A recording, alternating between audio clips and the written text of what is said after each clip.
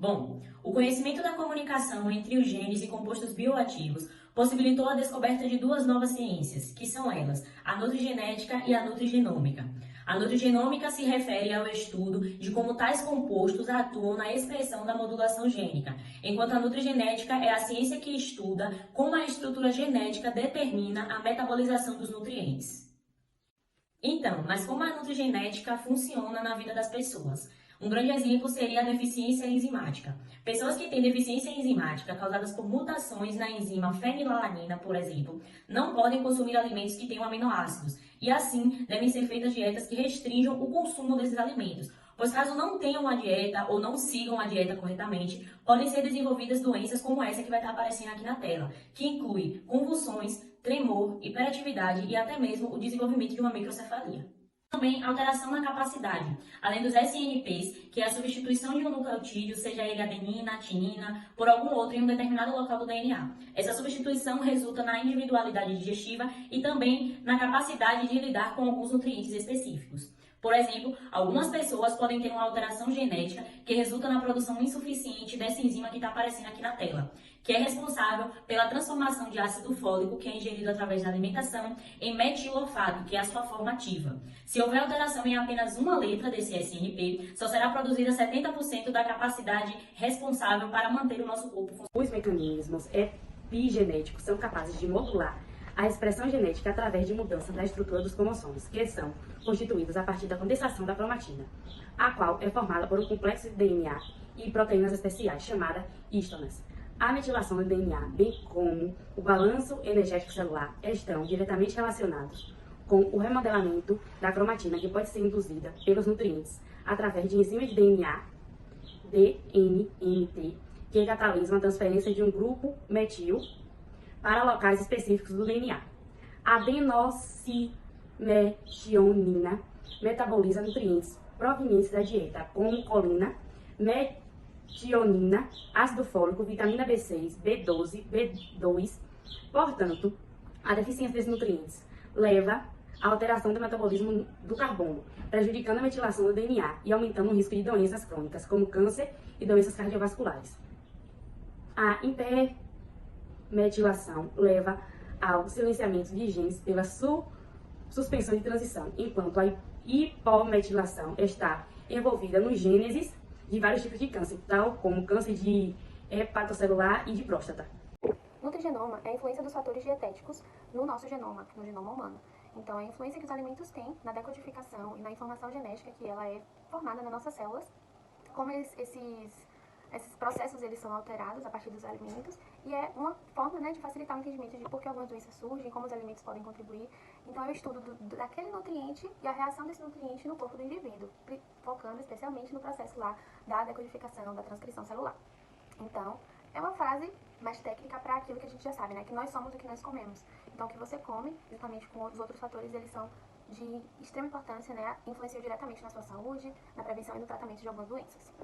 Os componentes nutricionais bioativos, eles são responsáveis por se comunicar com os nossos genes e eles alteram principalmente a fase da transcrição, então eles são muito importantes. A nutrigenômica, por sua vez, ela tem três fases, três divisões, né? A primeira que é a transcriptômica, que é a análise dos produtos da transcrição, então vai ser uma análise do RNA mensageiro e suas alterações frente a determinado nutriente. A gente tem também a proteômica, que é a análise da produção de proteína a partir da absorção, da falta ou do excesso de algum nutriente que interfere nessa produção de proteína. E tem a metabolômica, que é a análise do transporte, né, desses nutrientes pela célula e o controle desses mesmos transportes nessa rota bioquímica que acontece dentro de nós. Então, é de extrema importância, né, para as fases do nosso metabolismo. Então, os nutrientes eles estão presentes em todos esses componentes, em todas essas fases. Agora vamos falar da participação dos nutrientes e compostos bioativos na modulação da expressão genética. Nos estudos foram analisadas algumas substâncias com ação inibitória. Entre elas é a curcumina, conhecida como açafrão da terra, e o revertron, que é uma substância encontrada no vinho tinto.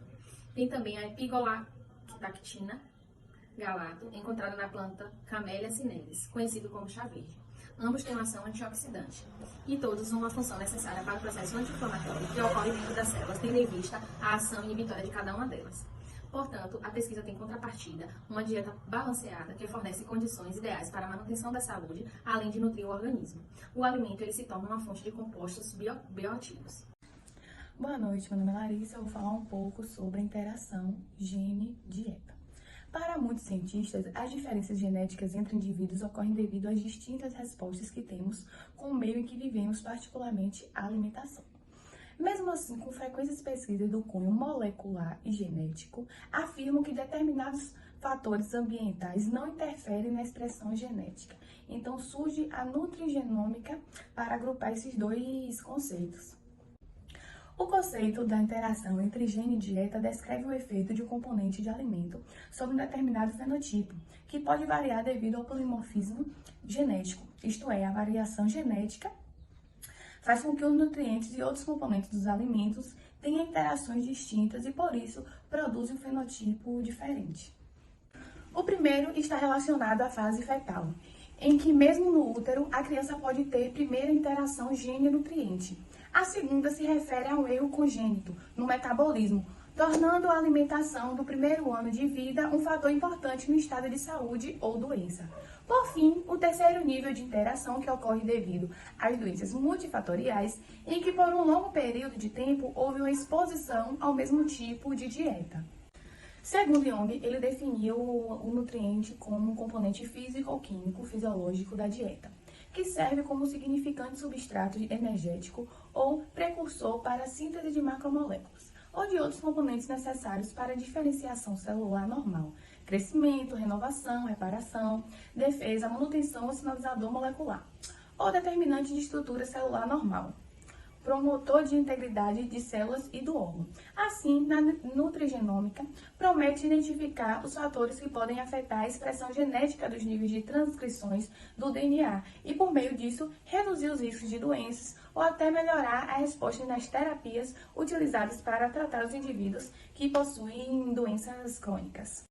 Boa tarde, pessoal. Eu vou trazer para vocês a diferença entre nutrigenética e nutrigenômica, né, para a gente concluir o nosso trabalho com isso e com as doenças que a gente estudou baseado nessas duas vertentes. A nutrigenética, ela estuda o nutriente e a reação do indivíduo a partir desse nutriente. Ou seja, você tem um alimento que você consome e qual é a sua reação e por que essa reação acontece. Então, se você come, por exemplo, uma fruta e essa fruta te faz mal, ou então se você come uma castanha e essa castanha te faz mal, a nutrigenética entra para verificar quais são os fatores que causaram esse desconforto. Já a nutrigenômica, ele estuda de forma mais aprofundada na expressão gênica desse paciente ou dos pacientes que estão sendo estudados, o porquê que esse nutriente altera algo lá nessa expressão. Então, é um estudo mais aprofundado que traria, né, futuramente, dietas mais personalizadas para alguns indivíduos. Então, as estratégias nutricionais que seriam utilizadas a partir da nutrigenética e nutrigenômica seriam essenciais, porque os nutrientes eles interferem sim no genoma humano e uma dieta personalizada que seria através do genótipo desse indivíduo, ela iria sim ajudar bastante a prevenir algumas doenças e tratar algumas doenças crônicas ou não crônicas que esse indivíduo pode chegar a ter.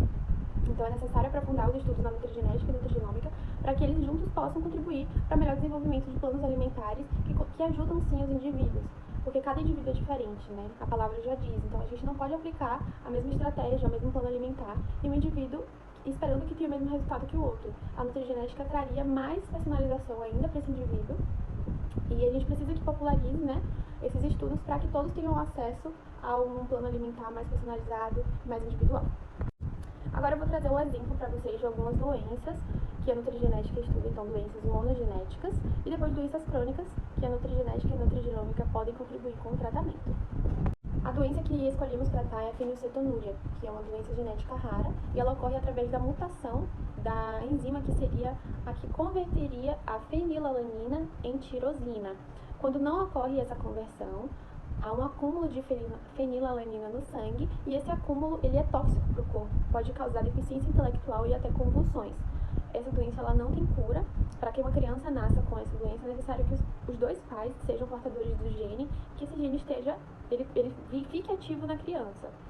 O tratamento da doença ele é feito somente a partir de hábitos alimentares, para que essas enzimas elas sejam melhor produzidas e que haja um acréscimo de proteína na alimentação da criança ou dos pais que são portadores. Então, é uma doença que ela é só tratada pelos hábitos alimentares e é aí que a nutrigenômica entra com a sua importância. Doenças como câncer, diabetes ou outras doenças cardiovasculares, elas têm uma ligação direta com a alimentação, tanto para a prevenção quanto para o tratamento. Então, câncer, por exemplo, em países ocidentais, tem uma incidência muito maior de óbitos, chega a ser 30%, em pessoas que não têm uma alimentação adequada. e em países em desenvolvimento chega a ser uma marca de aproximadamente 20%. Nesses países, as campanhas, né, sobre os hábitos alimentares e a promoção da melhor saúde, elas são mais incisivas e devem ser, porque senão as pessoas elas ficam sem essa conscientização. Eu não posso fazer somente a quimioterapia ou tomar os medicamentos, né, que foram prescrevidos para mim, mas eu preciso ter um acompanhamento nutricional, que ele é personalizado para mim, que estou com essa doença ou que eu tenho a predisposição para essa doença. E é aí que a nutrigenética e a nutrigenômica também entram com papel fundamental.